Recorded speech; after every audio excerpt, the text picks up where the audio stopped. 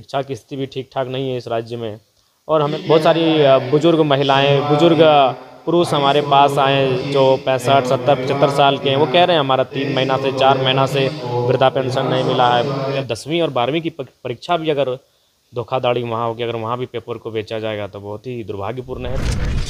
चलिए, क्योंकि आप देर से देखिए बैठक में पहुँचे, आप समय से नहीं पहुँच पाए। देखिए इसके लिए हमारे पास जानकारी जो थी वो 3 बजे की ही थी, और जाहिर सी बात है हम उस जानकारी के अनुसार ही प्रिपेयर होकर आए थे। लेकिन बीच में पता चला कि शायद कांग्रेस के कोई बड़े नेता राज्य में आए हैं और उनके सिफारिश पे मीटिंग 2 घंटा पहले ही की गई, तो उसमें हमारा कोई दोष नहीं है।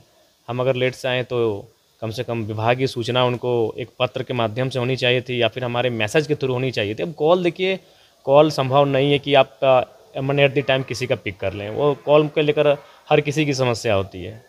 सत्र लंबा है, ये बजट सत्र, और क्या कुछ मुद्दे रहेंगे सदन के बाहर, सदन के अंदर? देखिए, जो राज्य के अभी ज्वलंत मुद्दे हैं, अभी पुनः 10वीं की परीक्षा में भी पेपर लीक का मामला प्रकाश में आया है, जो कि मैंने अशोभनीय है। अब नन्हे मुन्ने हमारे छोटे भाई बहन जो अपने सपनों की उड़ान देने के लिए अब 10वीं और 12वीं की परीक्षा भी अगर धोखाधड़ी वहाँ होगी, अगर वहाँ भी पेपर को बेचा जाएगा तो बहुत ही दुर्भाग्यपूर्ण है। तो पेपर लीक का मामला मजबूती के साथ रखा जाएगा। जेपीएससी के छात्र भी देख रहे हैं, कुछ स्रोतों के माध्यम से सोशल मीडिया प्लेटफॉर्म पर उनके संदेश आ रहे हैं। वे भी विगत कई दिनों से धरने पर बैठे हैं। चेयरमैन भी नियुक्त नहीं किया गया अस्थायी रूप से, तो जेपीएससी का भी मामला रहेगा।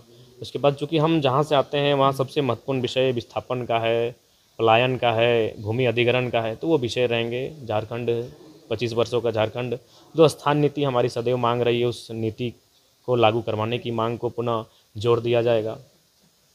बजट में क्या कुछ चाहते हैं, कुछ अलग? देखिए, हम तो बजट में चाहते हैं कि रोजगार का क्षेत्र में, शिक्षा के क्षेत्र में, स्वास्थ्य के क्षेत्र में थोड़ा सा ध्यान देने की अभी आवश्यकता है। क्योंकि प्रतिदिन देखते हैं कोई ना कोई ऐसी घटना सामने आती है जब वो हॉस्पिटल पहुंच के हमें कॉल करता है कि अगर आप थोड़ा सा फ़ोन कर देंगे तो मेरा 5,000 10,000 रुपये बिल माफ़ हो जाएगा। तो काफ़ी मतलब दुखदायी स्थिति उस समय सामने आती है। तो स्वास्थ्य पर बजट को ध्यान देने की आवश्यकता है।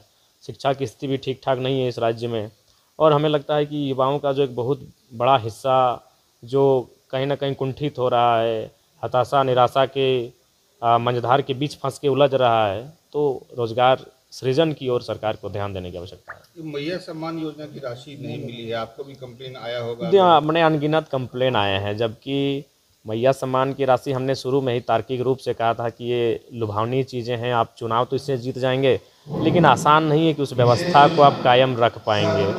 और मैंने जब फील्ड का हमने भ्रमण किया तो बहुत सारी बुजुर्ग महिलाएं, बुजुर्ग पुरुष हमारे पास आए जो 65, 70, 75 साल के हैं। वो कह रहे हैं हमारा 3 महीना से 4 महीना से वृद्धा पेंशन नहीं मिला है। दिव्यांगों को भी उनका दिव्यांग पेंशन नहीं मिला है।